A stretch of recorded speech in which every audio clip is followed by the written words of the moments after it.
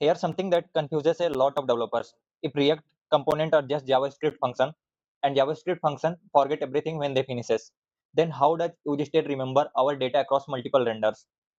That's not magic. It's one of the most important internal mechanism of React. Before jumping into useState, let's understand something really basic.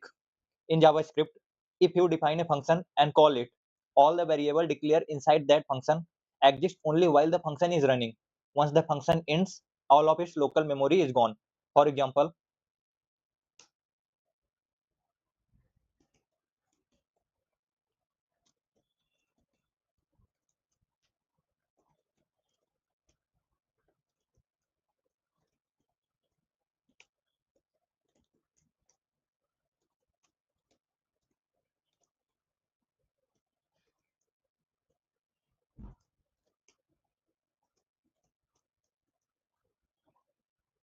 what about React component? React component are also just functions. React call your component function every time it want to render or re-render something on screen. So theoretically, any variable inside a component should also reset every time it renders. But that doesn't happen with useState. Let's see an example.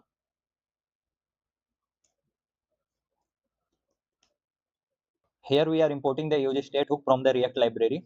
A hook is a React in just a special function that let you hook into React built-in feature like state, lifecycle, and context. This line define our functional component.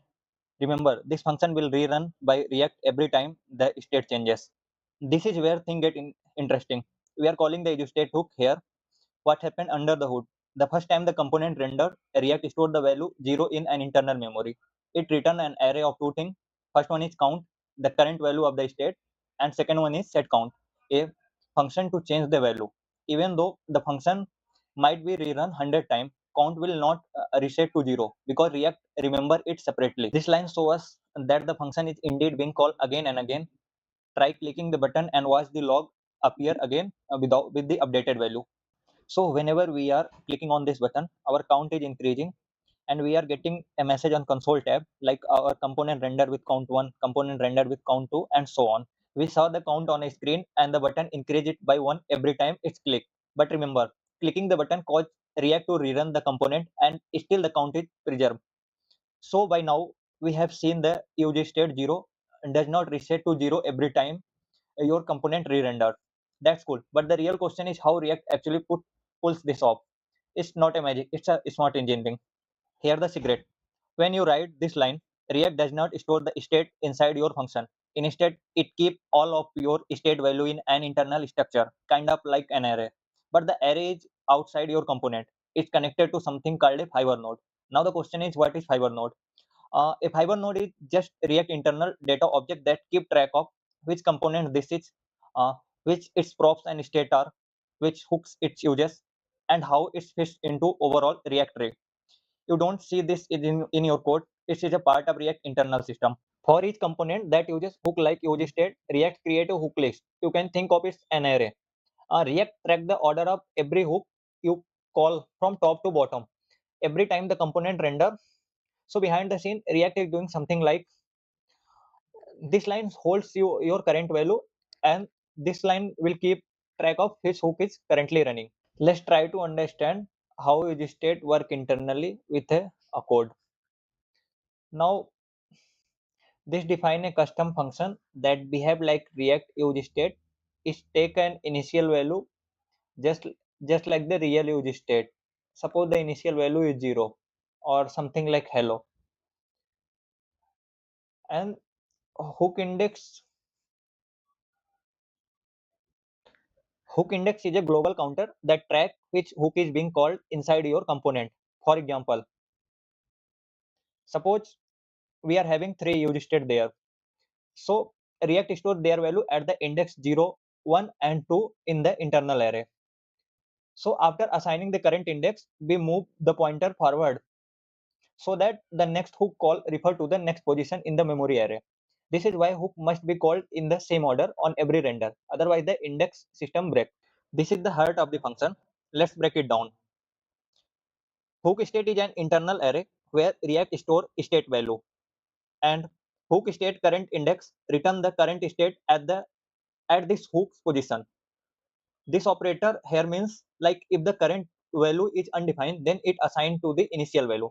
This ensures that on the first render, the state gets set to initial value. On future render, the state remain as it because it already defined. This defines the function that updates the state. This is exactly like set count you get from the use state. And this line means when set state is called, React replace the old value in its internal state array. So if your old count was 0 and you call set count 5, this line update the internal memory to 5. And from this line we are try to re-render, like React must now re-render the component so it can reflect the new value in the UI. In real React, this trigger a render cycle. In our fake simulation, we just calling a placeholder function. And from this, we are returning two things. First one, the current value stored in the memory, and the second one, the function to be updated, just like real use state. What this means, React does not care about variable name like count or set count. It only tracks how many hooks you call and in what order. So the first use state call always connect to hook state 0. The second one, if you had it, connect to hook state 1, and so on. And why this rule exists, like never call hook conditionally. Let's say we did this. On the first render, use state 0 is called and React stored at the position 0. But on the next render, if so count is false, React does not call use state at all. Now everything breaks. The hook's order is messed up now.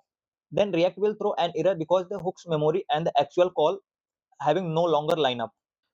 React hooks are tracked by position, not by name. That's why you must always follow two rules. First one is like call hook unconditionally, and second one, call hooks in the same order on every render.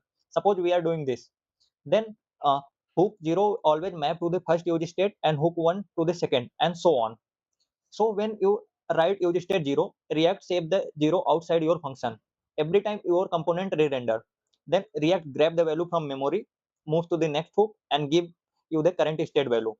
That's how state is preserved across render and re-render, even though your component function run again and again.